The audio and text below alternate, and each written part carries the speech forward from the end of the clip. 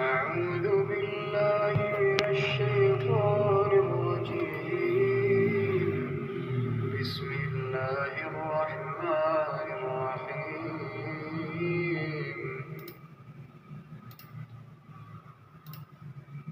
ولا تقولن لشيء إني فاعل ذلك غدا اور کسی کام کی نسبت نہ کہنا کہ میں اسے کل کر دوں گا إلا أن يشاء الله واذكر ربك إذا نسيت وقل عسى أن يهديني ربي لأقرب من هذا رشدا مگر انشاءاللہ کہہ کر، یعنی اگر خدا چاہے تو کر دوں گا، اور جب خدا کا نام لینا بھول جاؤ تو یاد آنے پر لے لو اور کہہ دو کہ امید ہے کہ میرا پروردگار مجھے اس سے بھی زیادہ ہدایت کی باتیں بتائے۔ And never say of anything, "Indeed, I will do that tomorrow," except when adding, "If Allah wills." And remember your Lord when you forget it and say, "Perhaps my Lord will guide me to what is nearer than this to right conduct." And they remained in واصبر نفسك مع الذين يدعون ربهم بالغداة والعشي يريدون وجهه ولا تعد عيناك عنهم تريد زينة الحياة الدنيا ولا تطع من أغفلنا قلبه عن ذكرنا واتبع هواه وكان أمره فرطا۔ اور جو لوگ صبح و شام اپنے پروردگار کو پکارتے اور اس کی خوشنودی کے طالب ہیں، ان کے ساتھ صبر کرتے رہو، اور تمہاری نگاہیں ان میں سے گزر کر اور طرف نہ دوڑیں کہ تم آرائش زندگانی دنیا کے خواستگار ہو جاؤ۔ اور جس شخص کے دل کو ہم نے اپنی یاد سے غافل کر دیا ہے اور وہ اپنی خواہش کی پیروی کرتا ہے اور اس کا کام حد سے بڑھ گیا ہے، اس کا کہا نہ ماننا۔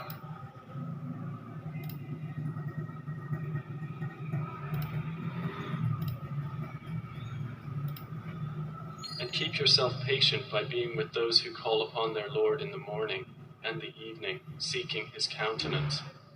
And let not your eyes pass beyond them, desiring adornments of the worldly life. And do not obey one whose heart we have made heedless of our remembrance, and who follows his desire, and whose affair is ever in neglect. اعوذ باللہ من الشیطان الرجیم، بسم اللہ الرحمن الرحیم۔ اللہ پاک کہہ رہے ہیں جو تمہارے پاس ہے وہ ختم ہو جائے گا، جو اللہ کے پاس ہے وہ باقی رہے گا۔ پھر اللہ کہہ رہے ہیں کہ زمین بھر کے بھی سونا دے گا اور اتنا ہی اور دے گا کہ اپنی جان کے بدلے اپنی جان چھڑا سکے، رحمتاً دے سکے، لیکن اللہ اس کو قبول نہیں کرے گا۔ یعنی کہ ایمان لانا، نیک عمل کرنا، اللہ کی کتاب کو سننا سمجھنا، اس پہ چلنے کی کوشش کرنا، یہ فرض ہے، یہ جنت کی ریکوائرمنٹ ہے۔ وہ اعمال اللہ فرمائیں گے قیامت والے دن کہ جو میں نے کہا تھا وہ ہم نے تم کو کہہ نہیں دیا تھا، شیطان تمہارا کھلا دشمن ہے، وہ تم میں سے بہت سی خلقت کو گمراہ کر کے لے گیا۔ تو اب یہ شیطان ہے، پھر جنات ہیں، یہ دونوں انسان سے پہلے کی مخلوقات ہیں۔ پھر قل اعوذ برب الناس فلق میں اللہ کہہ رہے ہیں کہ گاٹھوں میں پڑھ پڑھ کے پھونکنے والیوں کی شر سے۔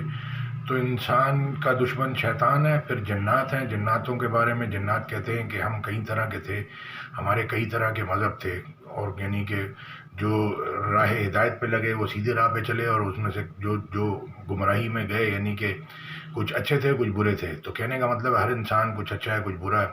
ریشو اس میں جب اللہ کی باتیں اس کے اندر جائیں گی تو ریشو اس کا اچھائی کا بڑھتا جائے گا اور برائیاں اس سے اللہ دور کر دے گا۔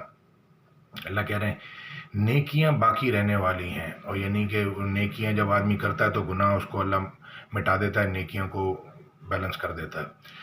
تو اب یہ قرآن ہے، پوری دنیا، پوری جنت، پوری دوزخ، پوری زندگی ہے، تو کہیں بھی آپ رک نہیں سکتے، کہیں بھی رک کے جی فلانا غلط ہے ڈھمکانا، اس کی ریسرچ وہاں تک نہیں پہنچی۔ تو اللہ جگہ جگہ کہہ رہے ہیں یہ کہو یہ کہو، اللہ کہہ رہے ہیں نہایت اچھی بات کرو جو بہت ہی پسندیدہ ہو، شیطان تمہارے ساتھ ہوتا ہے، وہ تمہارا جھگڑا کرا دے گا۔ تو اب لوگ جھگڑتے ہیں اور لڑتے ہیں، کام کوئی کرتا نہیں ہے، عمل کوئی کرنے نہیں چاہتا، نہ پڑھنا چاہتا، نہ سننا چاہتا، نہ سمجھنا چاہتا، نہ عمل کرنا چاہتا ہے۔ تو کام کی جو ریکوائرمنٹ ہے وہ پوری کرنی ہے۔ اللہ قیامت والے دن اللہ جو ہے اللہ کہہ رہے ہیں قرآن کے اندر کہ بڑے لوگ چھوٹے لوگ بڑے لوگ کہیں گے کہ ہم تو تمہارے تابع تھے، تو تم ہم سے جہنم کی آگ پیچھے ہٹا سکتے ہو؟ تو وہ جواب دیں گے تم اور ہم آج برابر ہیں۔ تو لوگ لوگوں کی غلامی میں، پیسے کی غلامی میں، اپنے دل کی غلامی میں پھنسے ہوئے ہیں. یہ اللہ کی غلامی میں آئیں گے، اللہ کو رجوع کریں گے، اللہ کی بات سنیں گے تو پھر یہ اللہ کی غلامی میں آئیں گے، اور پھر اللہ ان کو چاہے گا تو ہدایت کا راستہ دکھائے گا.